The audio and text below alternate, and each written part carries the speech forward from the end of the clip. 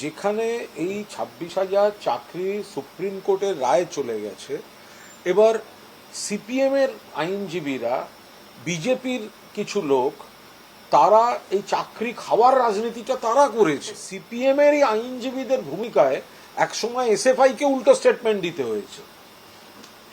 বিজেপির একজন প্রাক্তন বিচারপতি, অধুনা সাংসদ, বলছেন আমি চাকরি খেয়েছি।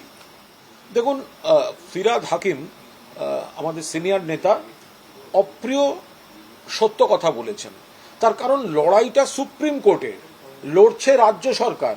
মমতা বন্দ্যোপাধ্যায় সুপ্রিম কোর্টের রায়ে চাকরি হারাদের পাশে দাঁড়িয়ে রিলিফ স্টেপস ঘোষণা করেছেন এবং স্থায়ী সমস্যার সমাধানের জন্য সুপ্রিম কোর্টে যাচ্ছেন।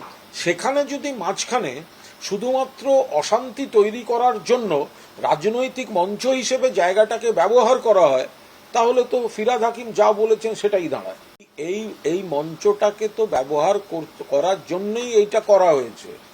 এখানে সিপিএম, এখানে বিজেপি, এখানে রাজ্য কংগ্রেসের একাংশ, এই সমস্ত বা অতি বাম, এদের রাজনৈতিক মঞ্চের জন্যই তো এই গন্ডগোলটা করানো হচ্ছে। শুধুমাত্র যারা রাজনৈতিক শকুনি, তারা এই মঞ্চটাকে ব্যবহার করে তাদের রাজনীতি করে যাবেন বলে শিক্ষকদের একাংশের যন্ত্রণাকে, আবেগকে অপব্যবহার করছেন।